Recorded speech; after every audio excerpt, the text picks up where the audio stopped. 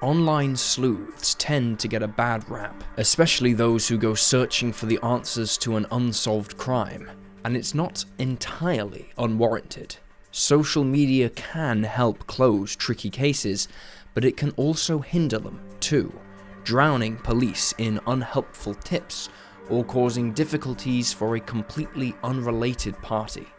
Still, there have been several instances in which average, everyday people with an interest in crime have been able to provide answers to a long unsolved mystery. Join us for today's episode as we examine 3 examples of missing persons cases solved by online sleuths.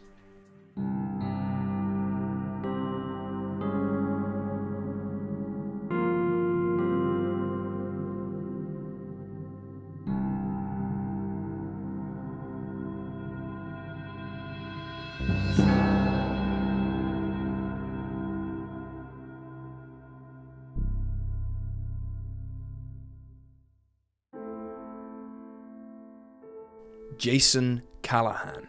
On the afternoon of June 26, 1995, 2 men were discovered dead in their Volkswagen van, having crashed into a set of trees on US Route 58 West in Emporia, Virginia. Neither party present inside the vehicle was wearing a seatbelt, and it was later determined that this contributed to their deaths. The driver of the van was identified as Michael Hager, but the passenger could not be ID'd. On his person were 2 Grateful Dead tickets, one for June 24th and another for June 25th, several quarters, and a yellow Bic lighter. Near the scene, or possibly in John Doe's pocket depending on the source, a letter was also recovered. At first it seemed like a promising lead.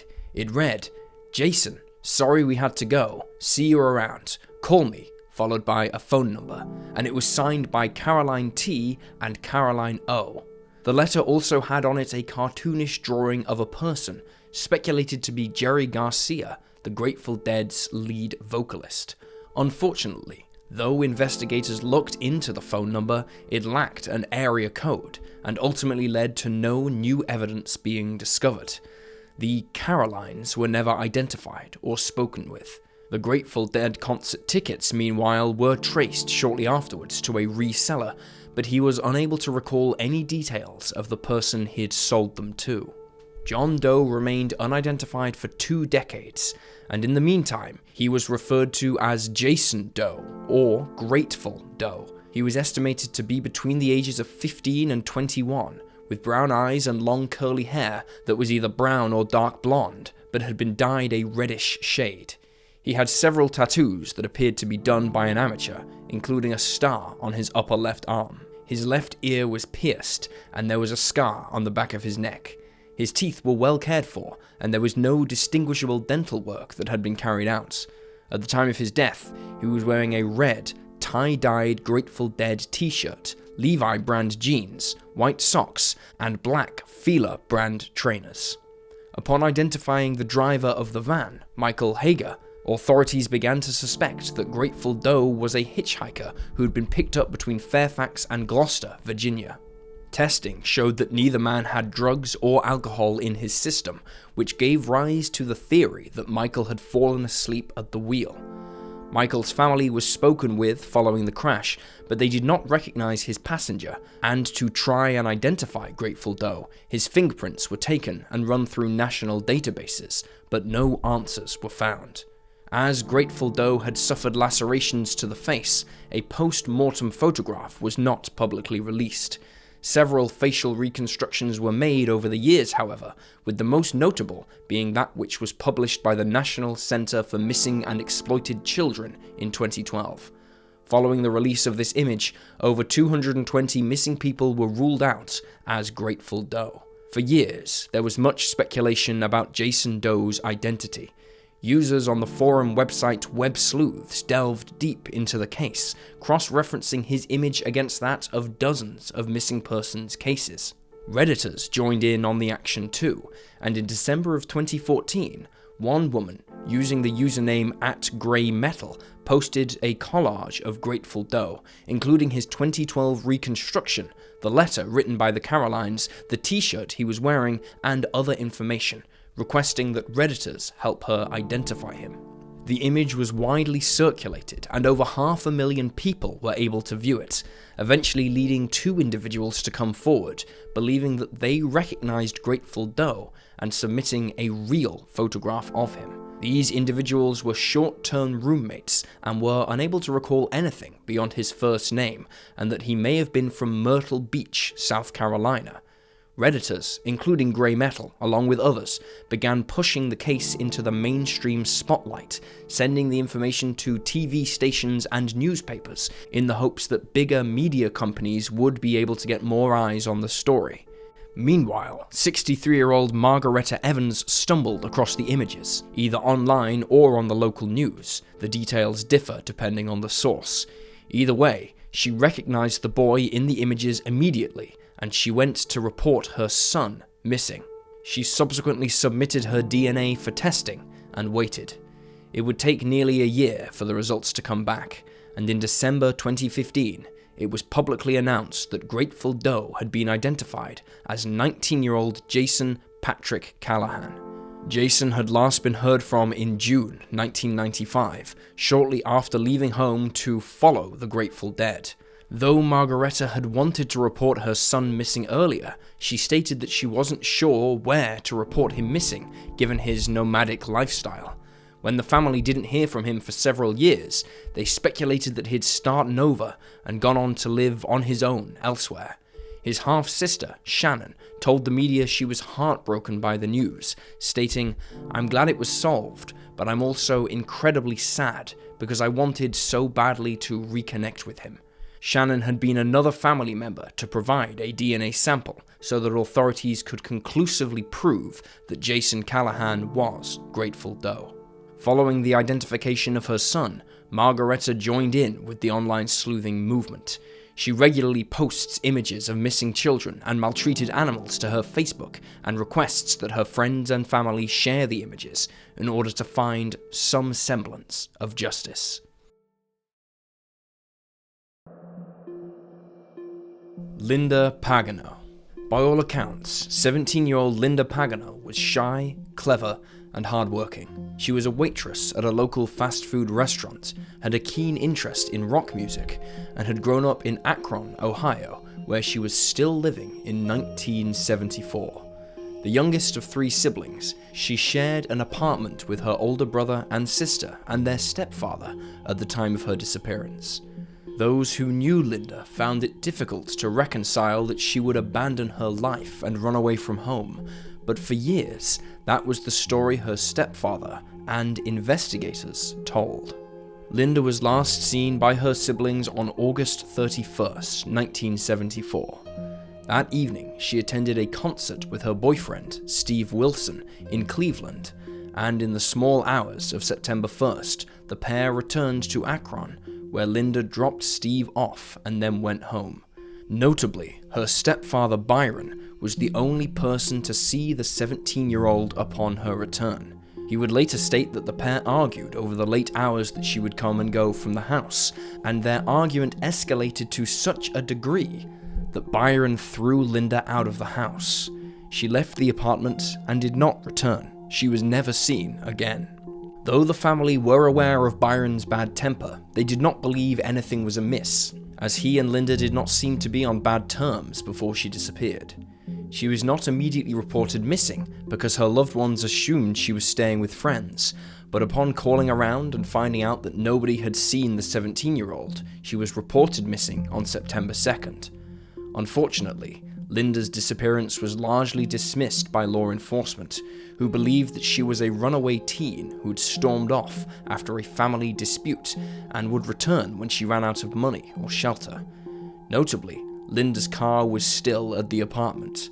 As a result of the police's lack of interest in the case, her disappearance was largely overlooked by the media, and for years her disappearance remained a mystery. Less than 6 months later, on February 5th, 1975, partial skeletal remains were discovered on the banks of Rocky River in Strongsville, Ohio. Today, the area is part of the Mill Stream Run Reservation.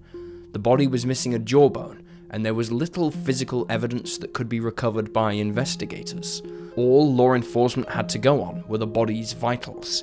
It was determined that the remains belonged to a white female around the age of 20, while her cause of death was established as a gunshot wound to the head. It was initially believed that the body belonged to Patricia Hearst, an actress and member of the wealthy and influential Hearst family. In 1974, she was kidnapped by the Siambanese Liberation Army, and by the time the remains were found, it was unclear if she was alive or dead. Eventually, law enforcement ruled Patricia out of the investigation, as she was located alive 18 months after she went missing. Notably, Linda's brother, Michael, saw a news report about the recovery of the remains in Strongsville. He immediately called the Strongsville police force to tell them about his missing sister, but his theory was immediately dismissed. Authorities claimed that the body was too tall and too old to be Linda, and the Strongsville Jane Doe was later buried in an unmarked grave in Memorial Gardens, Highland Hills, Ohio. For decades, what had become of Linda remained unknown. Her family longed for answers, stuck in a hellish limbo where they wished to find some sense of closure but could not. It wouldn't be until 2016 that the 17-year-old's case would see movement again, when Christina Skates, a Cleveland State University student, accidentally stumbled onto it while doing her genealogy research. Combing through cemetery records, Christina became aware of the unidentified skeletal remains in Memorial Gardens, and subsequently requested access to the police files and autopsy records, feeling deeply saddened that a young woman had died and her case had been promptly forgotten. After doing further research, Christina laid out everything she knew in a Reddit post where famed forensic artist Carl Koppelman caught wind of the case and drew up a reconstruction of the victim using images of her skull. Despite his efforts, the reconstruction struggled to gain any popular traction, and it largely went unnoticed by the public outside the sleuthing community. Carl Koppelman is a highly regarded volunteer forensic artist who works as an accountant by day and was never professionally trained in art. Shortly after the Strongsville Jane Doe caught his attention, he was sought out by law enforcement, who wished to ask him about working with them on another case, and Carl decided to ask about the unidentified woman buried in a cemetery in Highland Hills. Around this same time, Christina sent an inquiry to law enforcement about the remains. She specifically asked why they did not appear on Cuyahoga County's list of unidentified remains, which was a crucial misstep by the police. Because she was not in the databases, nobody knew of her existence, and she could not be ruled out or matched to missing person cases. In the following months, new images of Jane Doe's skull were sent to Carl, who worked on another reconstruction, while authorities uncovered that a spelling error had prevented the remains from being added to online databases. This error was subsequently corrected, and the body was submitted to the NamUs database, among others. Following this, the case unraveled quickly, as online sleuths suggested the remains were those of Linda, 17 and missing from Akron, Ohio, since September 1st, 1974. Shortly afterwards, Akron police reached out to authorities in Cuyahoga County, and the initial dental records seemed promising. A full exhumation was performed in October of 2017 so that DNA could be pulled from the remains, while DNA swabs were taken from Linda's siblings, Michael and Cheryl, for comparison. On June 29, 2018, it was confirmed that the body discovered in Strongsville, Ohio, in February of 1975 was indeed that of Linda Pagano. The remains were returned to the family for a proper burial, and Michael reportedly met with Christina Skates to give her his thanks for her hard work in bringing the case back to the attention of investigators. He later told the media, "I thought it was a dream. I thought this day would never come. I figured I'd die wondering." Though Linda has been found, her death remains unsolved. Some of her family members believe that their stepfather, Byron, may have been involved in her disappearance. Police consider him a person of interest, but he died in 1990 and cannot be questioned. Notably, Michael has stated that the pair were close, and he does not believe that their argument that night was anything more than a dispute between parent and child.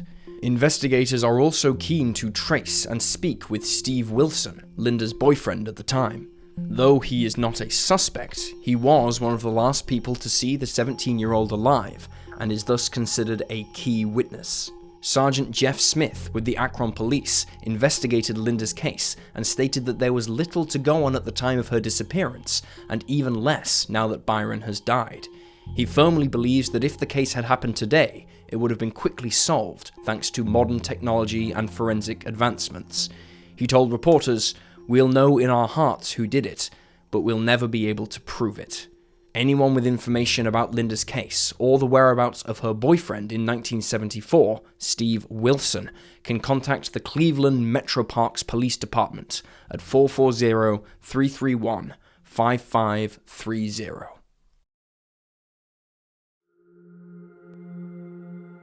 Jacob Wetterling. Sunday, October 22nd, 1989, was a bleak day for the Wetterling family, who lived in St. Joseph, Minnesota. Their 11-year-old son, Jacob, left home that night at around 9 p.m. to visit the local convenience store on his bike with his 10-year-old brother, Trevor, and their friend, 11-year-old Aaron Larson.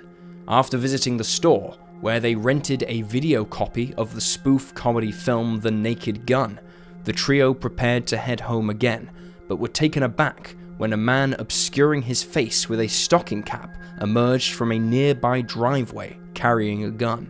The assailant ordered the boys to throw their bikes into a ditch and lie face down on the ground. He subsequently demanded that they tell him their ages, then instructed Trevor to run to the nearby woods, assuring him that if he looked back, he would be shot and killed. Once Trevor was away from the scene, the man demanded to see the faces of Aaron and Jacob. He then instructed Aaron to run, threatening him the same way he had threatened Trevor. Jacob was never seen again. By the time the boys arrived home to alert the family, and the police arrived at the crime scene, there was no sign of the 11-year-old or the unidentified man.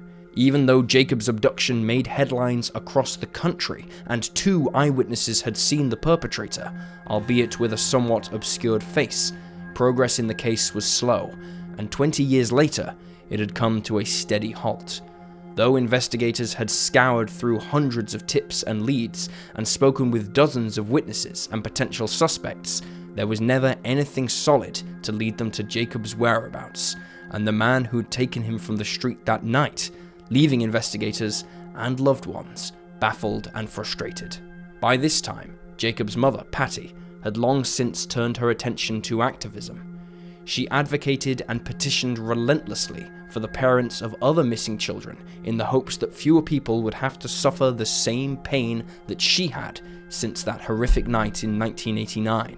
In 1990, Jerry and Patty Wetterling formed the Jacob Wetterling Foundation, an advocacy group for children's safety, and in 1994 they helped pass the Jacob Wetterling Act, which created a national sex offender registry.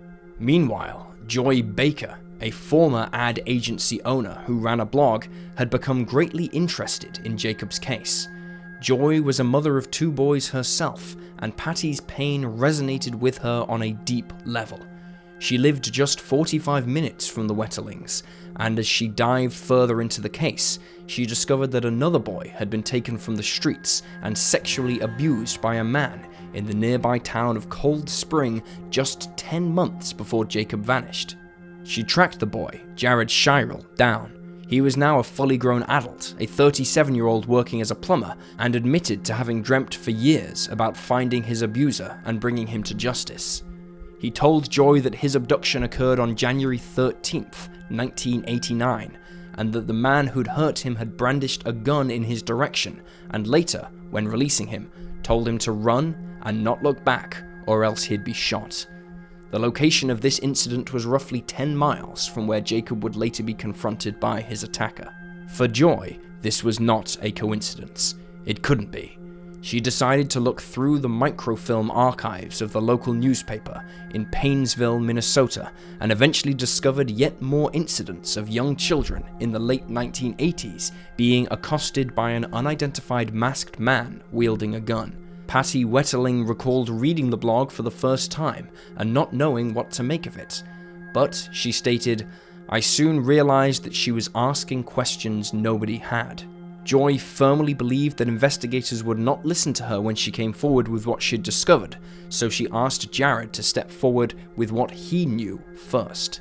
In 2015, Jared's clothing that he'd worn the night he was attacked was retested, and the DNA led investigators to a man named Danny James Heinrich.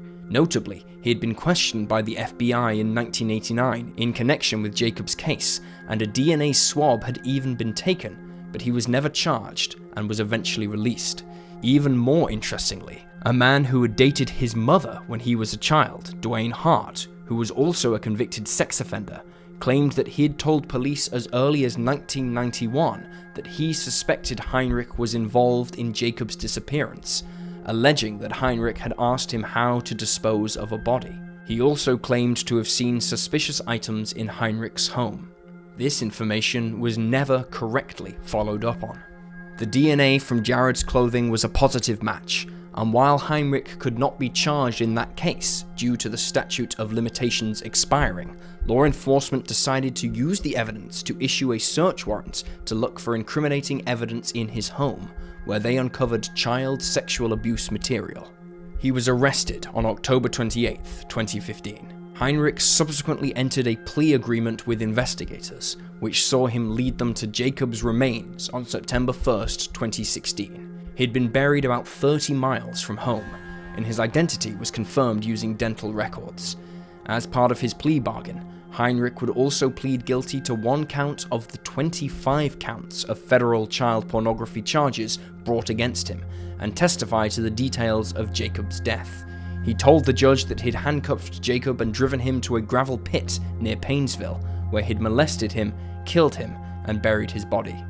He had avoided the police that night by using a police scanner, and had returned to the burial site a year later and moved the body because Jacob's jacket had become exposed. Heinrich also admitted during his court hearing that he had abused Jared in January of 1989. As part of the agreement, Heinrich was not charged with Jacob's murder. He was given 20 years in prison for the child abuse material charge, and further stipulations as part of the bargain may prevent him from ever being released from prison.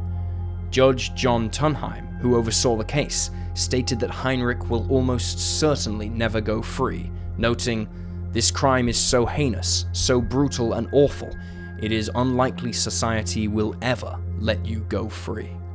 And there you have the facts. Please leave a comment down below with your own thoughts and reactions, and remember to like this video and subscribe to support the channel. Thank you for watching. Stay alert, stay safe, and I'll see you next time.